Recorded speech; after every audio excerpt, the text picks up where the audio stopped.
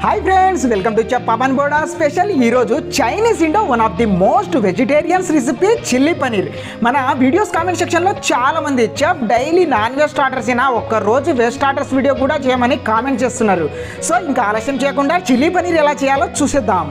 ఇప్పుడు ఒక బౌల్ తీసుకొని హాఫ్ కప్ కార్న్ ఫ్లోర్ వేసుకొని తగినంత సాల్ట్ యాడ్ చేయండి. ఒక tablespoon black pepper powder వేసుకొని ఇలా మిశ్రమం కలిసేటట్టుగా బాగా కలిపేసుకోండి. ఈ ప్రాసెసింగ్ మొత్తం 200 గ్రాముల పనీర్ కోసం పూర్తి మెజర్మెంట్తో చెప్పేస్తున్నాను. ఇప్పుడు లార్జ్ డైస్గా కట్ చేసుకున్న పనీర్ ముక్కల్ని ఈ మిశ్రమంలో యాడ్ చేసుకొని నెమ్మదిగా కలపండి. చిన్న సీక్రెట్ చెప్తాను ఈ రెసిపీ గురించి. ఈ మిశ్రమాన్ని వాటర్ వేసి బాగా గ్రేవీగా చేసుకొని ఆయిల్లో ఫ్రై చేస్తారు చాలా మంది, కానీ అలా చేయకూడదు. జస్ట్ పనీర్కి ఈ కార్న్ ఫ్లోర్ మిశ్రమం లైట్గా కోట్ అయితే సరిపోతుంది. పనీర్ని లైట్గా కోట్ చేయడానికి కొద్దిగా వాటర్ యాడ్ చేసి మొత్తం మిశ్రమాన్ని సెట్ చేసుకోండి. మనం చేత్తో పట్టుకుంటే హ్యాండ్కి మిశ్రమం అంటకూడదని గుర్తుంచుకోండి. ఇప్పుడు కడాయిలో ఆయిల్ వేసుకొని ఆయిల్ హీట్ అయిన తర్వాత పనీర్ మొత్తం యాడ్ చేసుకోండి. చాలా మంది ఈ పనీర్ని బ్రౌన్ కలర్ వచ్చేంత వరకు ఫ్రై చేస్తారు. అలా చేయకూడదు. జస్ట్ లైట్గా 2 మినిట్స్లోనే వీడియోలో చూపెడుతున్నట్టుగా పనీర్ అంతా లైట్గా కుక్ అయిన తర్వాత ఒక బౌల్లో నాప్కిన్స్ మీద పనీర్ అంతా తీసివేయండి.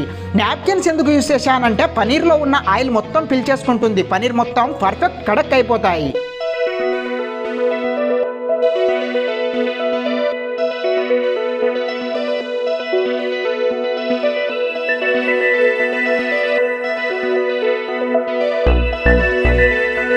ఇప్పుడు ఫైనల్ ప్రాసెసింగ్ చూద్దాం. ఒక కడాయిలో ఆయిల్ తీసుకొని ఆయిల్ హీట్ అయిన వెంటనే చాప్ చేసుకున్న గార్లిక్ వేసుకొని నైస్గా కట్ చేసుకున్న హాఫ్ కప్ ఆనియన్స్ యాడ్ చేయండి.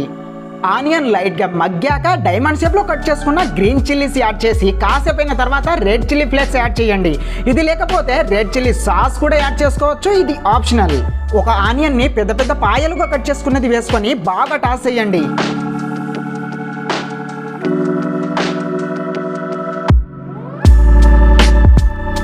మిశ్రమం మెత్తగా మగ్గిన తర్వాత 1/2 టేబుల్ స్పూన్ అల్లం పేస్ట్ వేసుకొని స్టవ్ మీడియం ఫ్లేమ్ మీద కలిపేయాలి.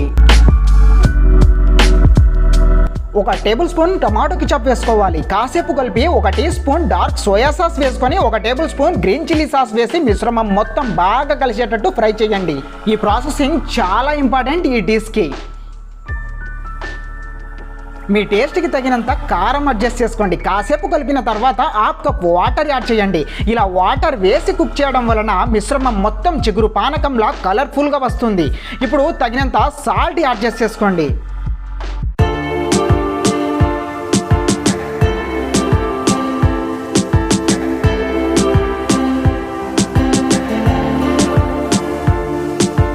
చూస్తున్నారు కదా గ్రేవీ మొత్తం చిగురుగా లుక్ ఫెంటాస్టిక్గా ఉందో కదా. ఇప్పుడు 1/2 టేబుల్ స్పూన్ షుగర్ యాడ్ చేయండి. ఈ డిష్లో షుగర్ని యాడ్ చేయడం మాత్రం ఎట్టి పరిస్థితిలో మర్చిపోకండి. ఇప్పుడు ఆయిల్లో ఫ్రై చేసి పక్కన పెట్టుకున్నటువంటి పనీర్ ముక్కల్ని వేసుకోవాలి. 2 నిమిషాల పాటు స్టవ్ హై ఫ్లేమ్లో పెట్టి మిశ్రమం మొత్తం పనీర్కి పట్టేటట్టు బాగా కలపాలి.